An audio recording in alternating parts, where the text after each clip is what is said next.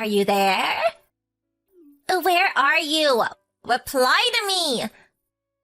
Oh, Stephanie. Long time no see.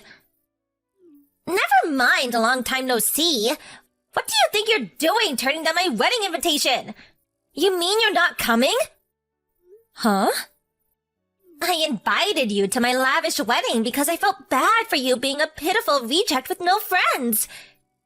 And you had the nerve to send it back with the not attending box ticked? What the hell do you think you're doing? I'm busy that day. It's my wedding day, for heaven's sake. You should be dropping all your plans and rushing at the chance to give me and my fiancé your blessing. Isn't that what best friends are for? Best friends? Who? Me and you, obviously. Did you forget all about how close we were in college? There was you living out your days on campus in introverted solitude with a life less exciting than a pile of rocks, when I, the queen of all extroverts, unparalleled in beauty and popularity, was so kind to shine a beam of hope on your tragic existence and became your friend. You mean you just wanted me to hang out with you to make yourself look better? That hardly qualifies us as best friends. If anything, it just makes you a selfish narcissist. Anyway, Taylor is my best friend. Huh? Taylor? You mean that filthy peasant with no parents who's so poor she couldn't even afford to buy lunch? That Taylor? I'd prefer if you didn't talk about my friend that way. Isn't it the truth, though, lol? Anyway, enough of that. Let's get to business. I want to give you the maid of honor speech at my wedding. What? Plus, you can sing and play piano, right? I heard you were pretty good. I want you to perform for everyone after your speech. No, I made it very clear when I returned the invitation that I won't be attending. My schedule's full up. Well, you should make room in it to attend your best friend's wedding.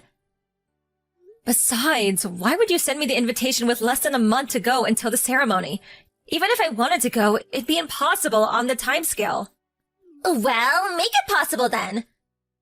No, it's impossible because I have important business on that day I absolutely cannot get out of. What? You mean there's something more important than my wedding? That's exactly what I mean. Go on then, what is it? My boss's wedding. Seriously? You'd miss your best friend's wedding to go to some random guy from work's wedding instead? He's my boss, not some rando. And actually, he's a great guy who's always been there for me. I think it makes perfect sense to prioritize him over you. Are you saying I wasn't there for you back in college? You probably wouldn't have even made it through without me. The only thing I remember are your weird attempts to one-up me and put me down in front of everyone. No. Anyway, I can't help but feel that the only reason you sent me an invitation is because everyone else declined you. So you sent me one in an attempt to bolster the number, so that people who do attend don't realize everyone actually hates you. Sound accurate? It's not like that at all. I hit the bullseye, didn't I? I mean, come on, really? Best friends? Don't make me laugh. I'm done with this conversation. Good luck with your wedding. I'm sorry to contact you out of the blue like this. Am I right in thinking this is Alice's number? Maybe it is, but who's this? It's a pleasure to meet you. My name's Richard Bigglesworth. I'm your best friend Stephanie's fiancé. I apologize again for contacting you so suddenly, but I found your number on Steph's phone. I see. So, what could Stephanie's fiancé possibly want with me? I'll just come straight out with it. Why don't you attend our wedding? Huh? Surely you should be there to give your best friend your blessing on the most important day of her life. She broke down in tears. She invited you because she wanted her closest friend to be there on the happiest day of her life. It's a day that only comes around once, you know. But she said you suddenly returned the invite with not attending checked. I see. Like I told Stephanie, I have an urgent engagement on that day, so I can't come. Yes, and I'm telling you that the way you've gone about this is just wrong. You've been downright inconsiderate and disrespectful, I tell you. Despite the fact you returned the invitation agreeing to give a speech and piano performance a whole 3 months ago. You have the nerve to pull out now all of a sudden, with less than a month left until the wedding day. What? The invitation only came last week. Excuse me? Plus, I don't know if it was because she didn't know my address, but it was sent to my parents' house of all places. I immediately sent it back, making my intention not to attend crystal clear. And then Stephanie messaged me 2 days ago. She demanded that I attend no matter what, seemingly having no concern whatsoever for the fact that I already have plans of my own. That was also the first I'd heard of the speech and piano performance. Obviously, I told her that it was impossible to. Wait, what? None of this makes sense. It's exactly like I said. I didn't even know she was getting married until the invitation showed up at my parents' place last week. Say what now? To think you call yourself a best friend. That's abhorrent. Listen, Richard, you don't seem like a bad guy, so I'm going to explain this to you nicely. But me and Stephanie haven't spoke since college. It's been over 7 years. 7 years without so much as a single message exchanged between us. I haven't seen from her, heard from her, or even about her in all that time. Can you really call us best friends? What? None of this adds up. What's more, if I had to say one way or the other, far from being friends, I'd say we didn't actually get on that well at all. Really? Forgive me for asking you this, but do you think there's any chance her sending you an invitation might have something to do with the fact so many people, particularly people she listed as close friends, are turning down the invites? Are there really that many? About 90% of the invites she sent were declined. 90%? Jeez. Does that mean while being fully aware of the situation, you messaged me without harboring a single doubt as to why no one wants to associate with her? You were listed number 1 as her closest friend, but she did say there was a chance you may have betrayed her. Betrayed her? How? Forgive me for dragging up the past here, Alice, but she told me the story of the time you and her were fighting over a certain boy in college. Eventually, that boy chose her over you, and they started dating. She explained how the two of you made peace a few days later, but she did say there was a hostile atmosphere for a little while because you were jealous. I did think that you holding a grudge against her for what happened back then made sense as a potential explanation for you not coming to the wedding. If you want to hear my side of the story, it sounds like she's playing fast and loose with the facts of what actually happened to suit her ends and manipulate you. I see. What exactly was Steph like during college? I'd appreciate it if you went down that rabbit hole yourself. I hope you don't think I'm being rude, but I have no intention of talking at length about my personal affairs with someone I don't know. I see. I understand. Sorry again for the inconvenience, and thank you for your time.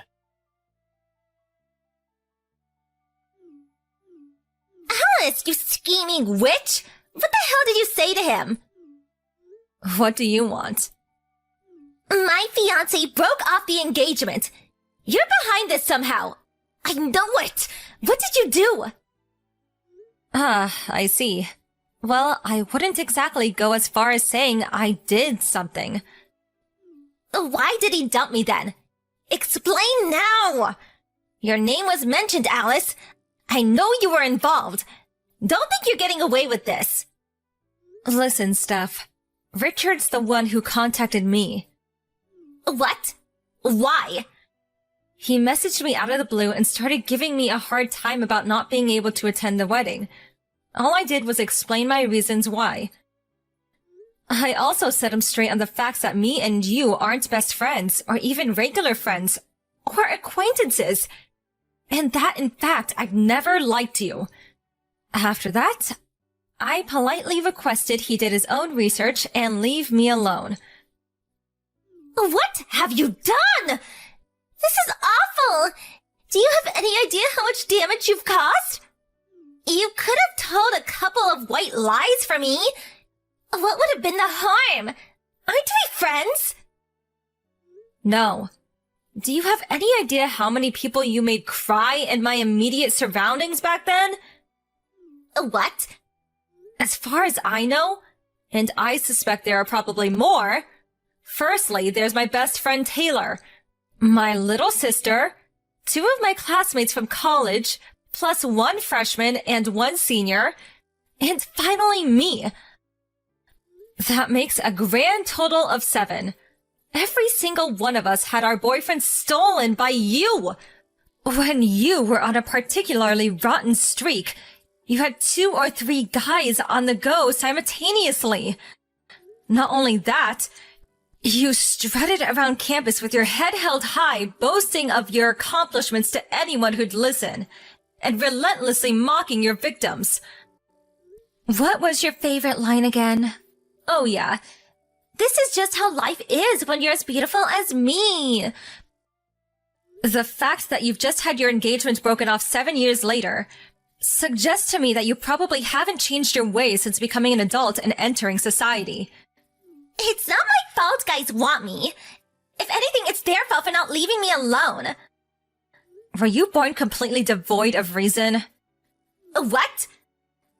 I remember how you used to strut around flirting with other guys even when you knew they have girlfriends. Or how you'd welcome the advances of other guys even when you already had a boyfriend or boyfriends. The worst part was, you actually seemed to take pleasure in wrecking other couples' relationships. You seem to be lacking the bare minimum of reason required to exist in human society, Stephanie. Don't be so mean. I'm gonna go out on a limb and guess that you totally deserve to get dumped by your fiancé and have the engagement broken off on this occasion. At the very least, you should use this as an opportunity to reflect on your life up until now and ask yourself why it might be that people consistently seem to want nothing to do with you. Goodbye. Richard messaged me again a couple of days later, apologizing profusely for the hassle his ex-fiancée had caused me. Our messages made him suspect her, and as well as keeping a close eye on her day-to-day movements, he conducted a thorough background check. When he did, he stumbled on an intricate web of lies involving several affairs, some of which he's still in the process of exposing. As things stand, his investigations have unearthed a whopping 3 secret lovers. On top of breaking the engagement, he not only took Stephanie to court for compensation, but all 3 of her lovers too. Obviously, the compensation also included the cost of the now-canceled wedding ceremony and honeymoon. It turns out their own wedding was intended to be quite the extravagant affair, the total cost amounting to somewhere in the region of an unbelievable $70,000, including the damages owed for the 3 affairs.